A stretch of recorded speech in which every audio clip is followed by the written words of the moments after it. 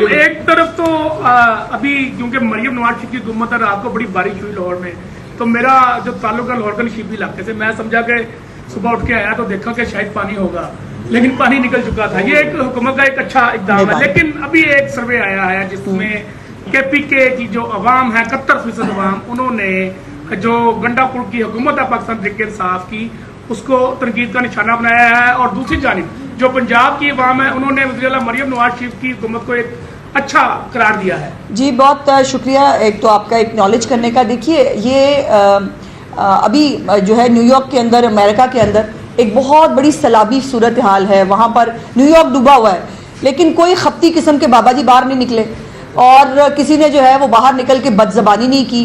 आप क्रिटिसाइज़ कर सकते हैं, आप तनकीद कर सकते हैं, हमने हमेशा कहा वो सुनने के लिए तैयार हैं, लेकिन अपने हालात से परेशान होके या मतलब वो कोई आपको न्यूयॉर्क में ऐसा कोई बुजुर्ग बाबा जी नहीं मिलेंगे जो बदज़बानी करते हुए आपको पानी खड़ा हुआ है। वहाँ पे तो खैर जितना पानी जो है वो खड़ा है, जो वहाँ की मेट्रोस की उसकी सूरत हाल है, अल्लाह का शुक्र है ऐसी कोई सूरत हाल लाहौर के अंदर नहीं थी। और ना ही आपको बेतुकी कोई जो है वो उसके ऊपर सियासत करना। यहाँ पर हमारे प्रॉब्लम ये है कि गाली जो है वो ट्रेंड है और जो बदतमीज़ी है उसको सेलिब्रेट किया जाता है।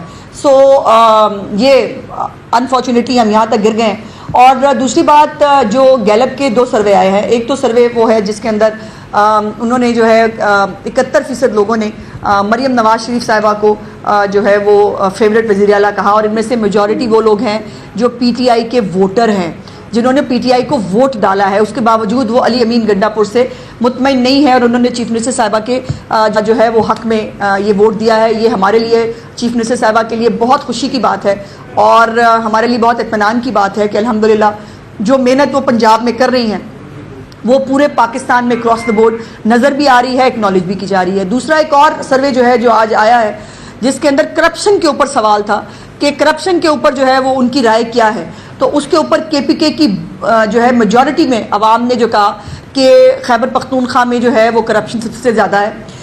गालिबन if I am not wrong 45% लोगों ने कहा कि जो उनके अपने वोटर थे, और उन्होंने कहा कि खैबर पख्तूनख्वा के अंदर करप्शन ज़्यादा है और कोई कार्रवाई भी नहीं हो रही।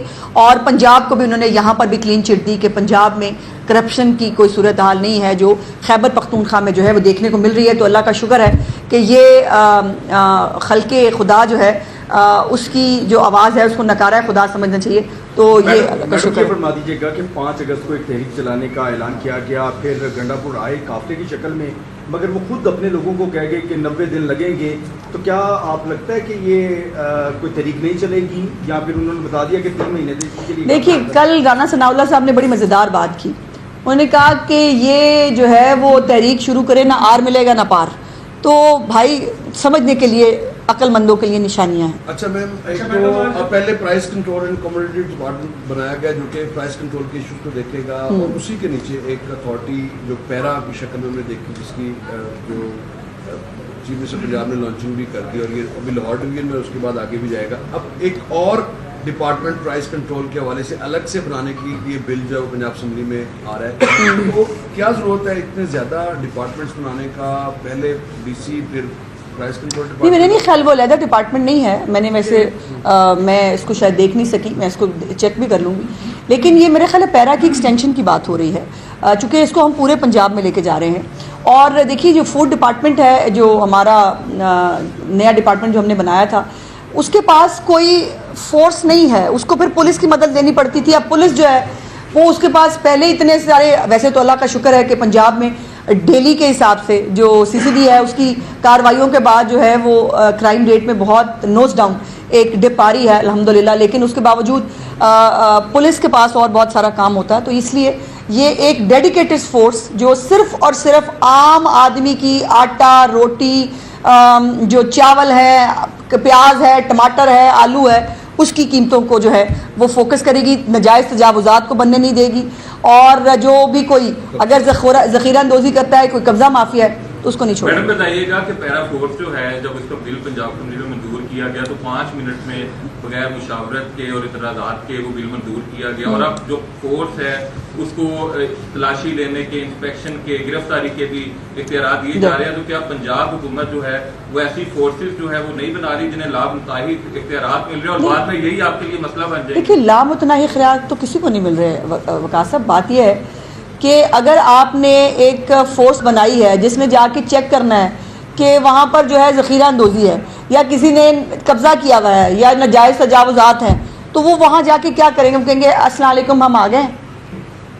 मतलब फोर्स है ना, फोर्स को आपको इख्तियारात तो देने पड़ेंगे ना, उसको गिरफ्तार करने का, इन्वेस्टिगेट करने का, और फिर वो ज़ाहिर अदालत में पेश होगा और अदालत उसके बारे में फैसला करेगी। यही तमाम महज़्ज़ब मुल्कों में होता है। मैडम ये बताइएगा कि जो है ना, सब नून लीग भी ये बात करती थी कि अपने बच्चों को लाए ना तहरीक के लिए, लोगों के बच्चों को, अब उनके बच्चे आना चाह रहे हैं तो वो जो है वो कहते हैं कि वीज़ा नहीं देंगे या गिरफ्तार होंगे। देखिए, दो चीज़ें हैं। मैंने पहले भी गुजारिश की थी कि हमें उनके पाकिस्तान आने पे कोई एतराज़ नहीं है। वो बरतानवी शहरी हैं, अपने वालिद साहब से मिलने के लिए वो जब चाहें वो आ सकते हैं। सियासत में आके हिस्सा नहीं ले सकते क्योंकि वो पाकिस्तानी शहरी नहीं हैं, और सियासत सिर्फ पाकिस्तानी शहरी कर सकते हैं। अब ये आप जो महात्मा हैं उनसे पूछें कि आज तक उन्होंने अपने बच्चों को पाकिस्तानी शहरियत क्यों नहीं दिलाई।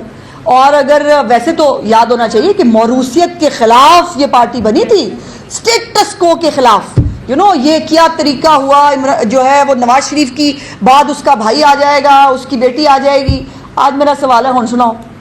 मतलब बात यह है कि दूसरों को, वैसे अल्लाह माफ़ करे मैं कहना नहीं चाहती, बट लगता यह है कि अल्लाह पाक का मुकाफात अमल इमरान खान तक जब तक जो कुछ उसने कहा है ना, अगर वो उससे घुमा पर आके अगर वो उसको साबित नहीं हो जाएगा ना, उसकी छुट्टी नहीं होगी।